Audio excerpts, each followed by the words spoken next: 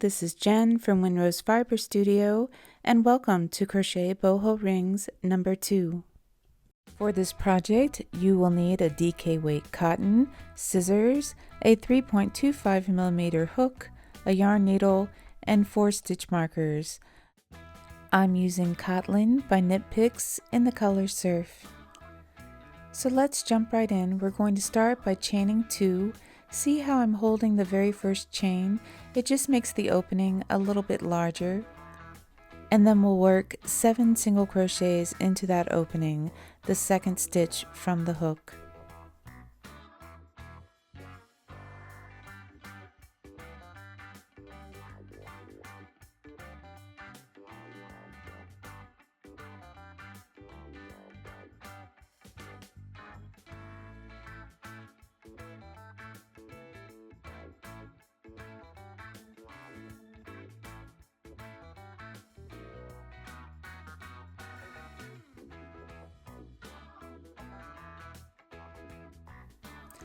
Here's how our work looks so far. The next step is going into the back loop only. Right here, we're going to work a slip stitch into the first single crochet of the round.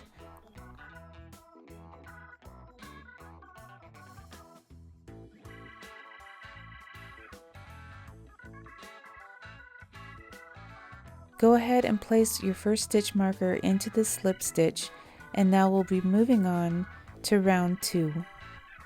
In round 2, we'll continue working in the back loops only.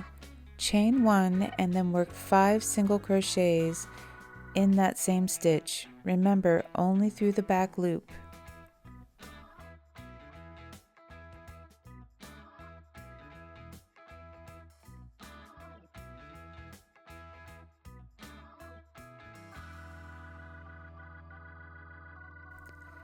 And now we're going to work a single crochet into the back loop of the next stitch.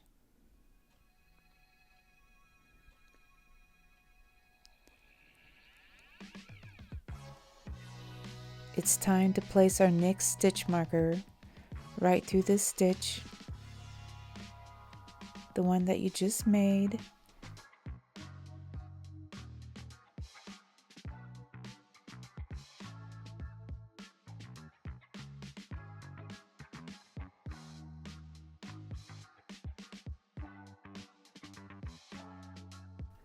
Let's continue this pattern around. It's 5 single crochets in the next stitch and then single crochet in the stitch after that, marking that single crochet.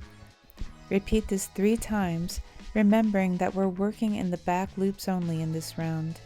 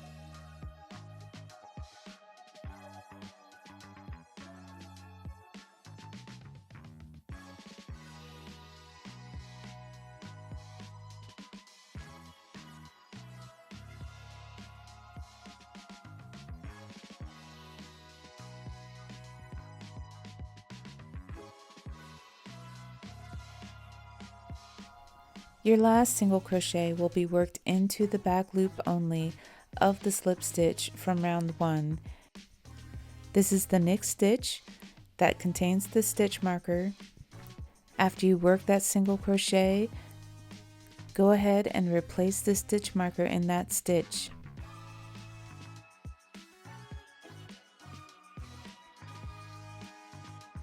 We'll finish round 2 by working a slip stitch to the first single crochet, skipping the beginning chain 1.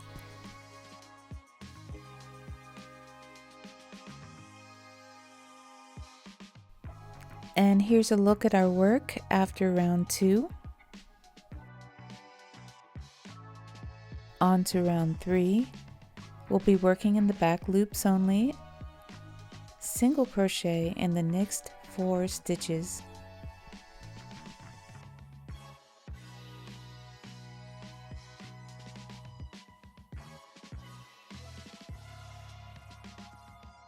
We've come to our first overlay crochet. Work a double crochet in the unworked front loop of the stitch from round 1 located directly below the next stitch. Then you're going to skip that stitch and move on. That is our pattern for this row. We'll be working single crochets in the back loops only of the next 5 stitches. Then you'll double crochet in the unworked front loop of the stitch from round 1 that is directly below the next stitch, the one with the stitch marker. You'll skip that stitch and repeat. Repeat this pattern 3 times, and I'll meet you at the end of the round.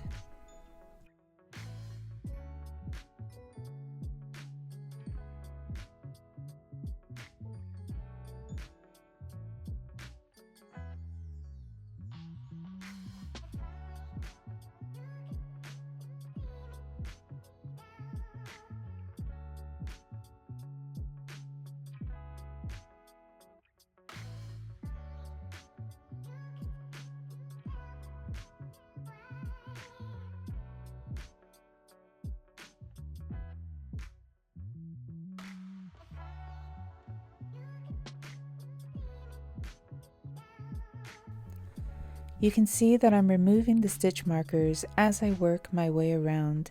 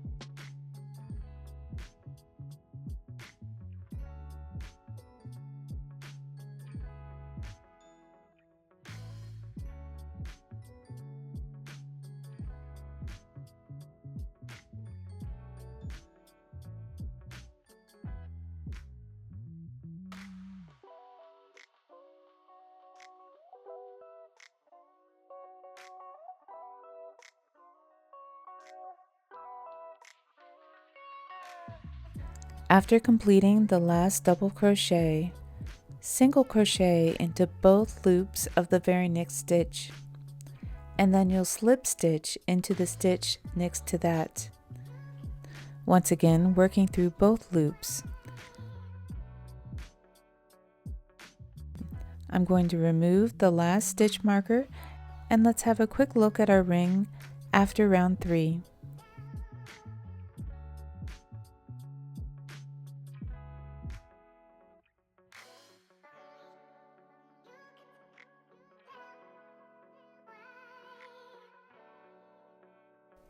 We're almost finished. It's time to work the band.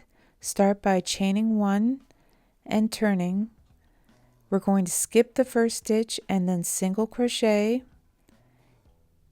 into each of the next 2 stitches, and then work a single crochet decrease. This gives us a row with a total of 3 stitches. Chain 1 and turn, and single crochet across. This goes quickly because each row only has 3 single crochets.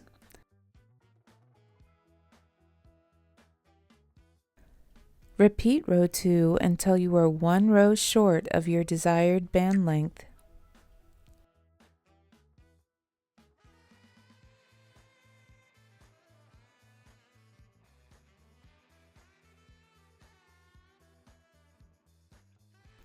The best way to gauge this is to wrap it around the finger for which you are making the ring.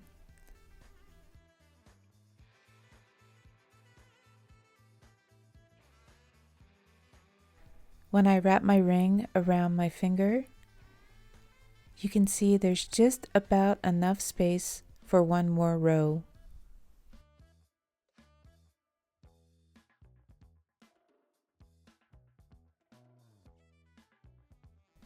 You'll see first you chain one turn, then work this last row by creating a single crochet increase. That means placing 2 single crochets in the same stitch, and then we single crochet and then a single crochet increase in the last stitch. We'll go ahead and finish off our working yarn, leaving enough length for sewing. Give yourself a nice generous 10 inches or so.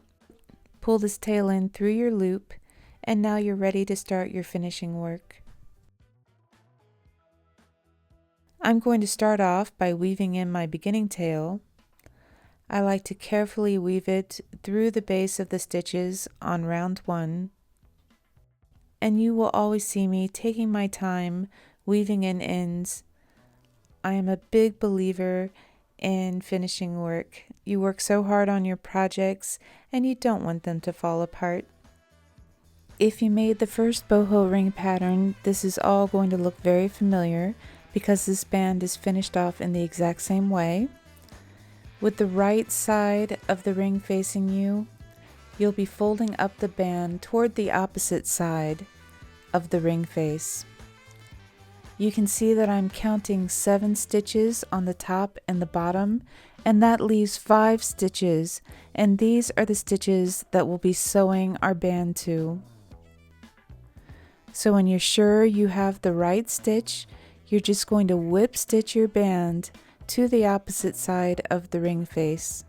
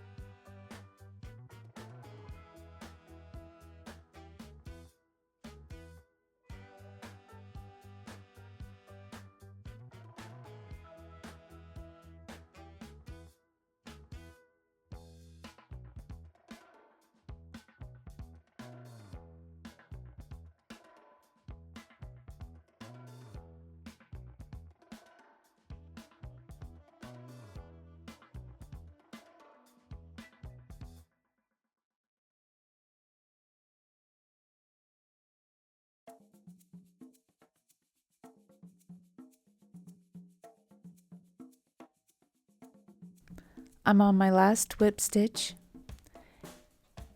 and now it's time to weave in this end.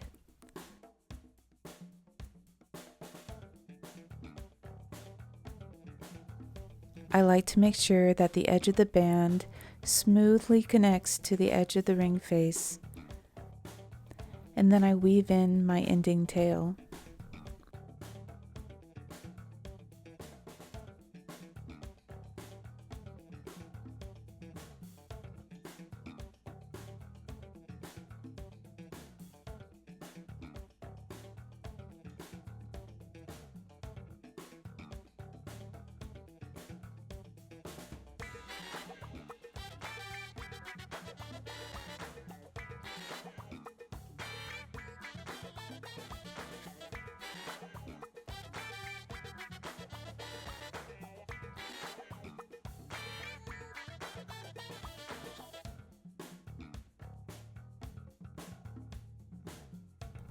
With a snip of the yarn, it's time to turn your ring right side out.